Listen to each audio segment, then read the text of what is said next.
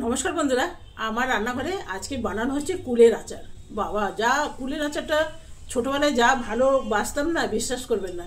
Tiffin না নিয়ে এক টিফিন বোধহয় আচারই নিয়ে চলে গেলাম। অবশ্য মা জানতো না, মাকে লুকিয়ে নিয়ে যেতাম কুলের আচার। আর সব বন্ধুরা মিলে টিফিনে ওই আচার খেয়েই পেট ভরে যেতাম। তখন ছোটোবেলায় দেখুন, খাবার দাবারের উপরে এত ইন্টারেস্ট ছিল না, এত বাইরে লোভনীয় খাবারও বিক্রি হতো না। ইউটিউব, ইনস্টাগ্রাম এসব ছিল না যে ভালো ভালো খাবার চোখে দেখলে না একটা জিনিস হয়, চোখে দেখলে মনে হয় বানায়। তখনকার দিনে মানুষের শরীরে এত রোগ জ্বালাও ছিল না, মানুষ এত মোটা সোটাও ছিল না। এখনকার দিনে খালি ভাজা, ইউটিউব বলুন, ইনস্টাগ্রাম বলুন, ফেসবুক বলুন, খালি দেখুন ডিপ ফ্রাইয়ে ভাজা। তো ওইসব দেখে দেখে মানুষের নিজেরও মন করে না যে একদিন বানায় একদিন বানায়। তখন তো এইসব ছিল না। তখন এই খেয়ে দিয়ে মানুষ বেশ রোগা পাতলা ছিল, কিন্তু খুব মোটা মানুষ দেখা যেত খুব কম। এখন রোগা মানুষ দেখা যায় খুব কম। তো চলুন, আজকে আমি বানাচ্ছি কুলের আচার, যেটা আমার ভীষণ প্রিয়। আগে ছোটোবেলায় যখন ছিলাম না, এটা ভীষণ খেতে ভালো লাগতো, আর এখনও ভীষণ ভালো লাগে। তো আমি একটু ভালো করে জল দিয়ে ধুয়ে একটু শুকিয়ে নিয়েছিলাম, আর এখন আমি ফাটি ফাটি দেখে নিলাম এর মধ্যে কোনো পোকা টোকা আছে কি না। তো সবগুলোই আমার দেখা হয়ে গেছে। এবারে কড়াইয়ের মধ্যে দিয়ে দিলাম একটু মৌরি, আর দিয়ে দেব একটু ধনে, আর দিয়ে দিলাম সামান্য একটু জিরে, আর দিলাম একটু শুকনো লঙ্কা। ভালো করে এটা একটু চালিয়ে নেব, আর খুব বেশি কালো কালো করে ভাজার দরকার নেই। তো এটা আমার হয়ে গেছে, এবারে আমি নামিয়ে নেব। কড়াইয়ের মধ্যে দিয়ে দিলাম সামান্য তেল, খুব বেশি তেল দেব না, সামান্য তেল দিলাম। এবারে কুলগুলো এর মধ্যে দিয়ে দেবো, অল্প সামান্য ভেজে নেব। এর মধ্যে দিয়ে দেবো এবারে নুন, আর দিয়ে দেবো হলুদ। কুলের আচার করতে বিশেষ কিছু তো লাগে না, এইগুলোই লাগে, তবে ভীষণ মুখরোচক আর খুবই খেতে ভালো।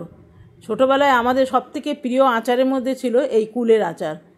তো এটা আমার হয়ে গেছে ভাজা। এবারে কড়াইয়ের মধ্যে আর একটু জল নিয়ে নেবো, এখানে দিয়ে দেবো একটু গুড়, ব্যাস। তো এটা গলে এসছে, এবারে কুলগুলো দিয়ে দেবো।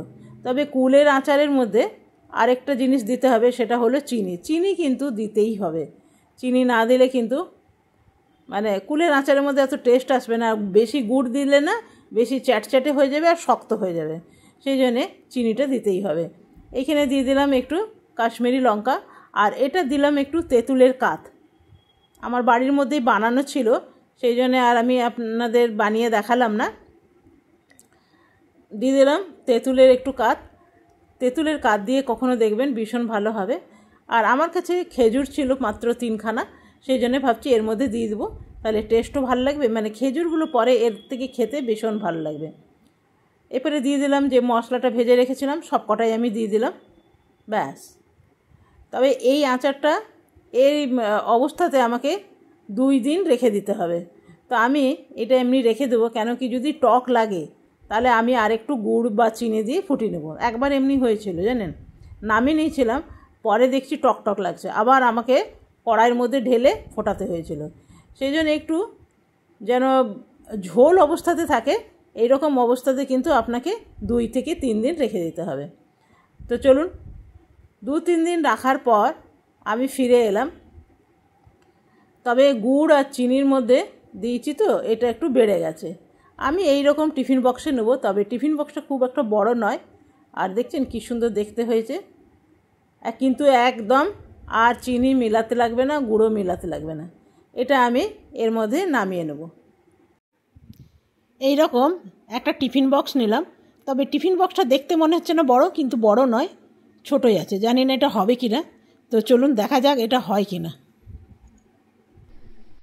তো কুলগুলো ছিল লাল লাল, 2 দিন রাখার পর দেখুন একটু কীরকম কালো কালো হয়ে গেছে।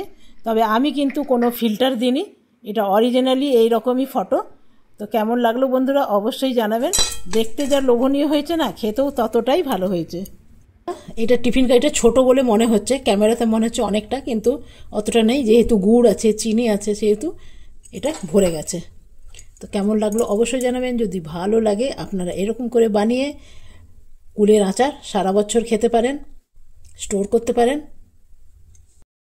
আজকের মতন এখানেই শেষ করলাম, ধন্যবাদ।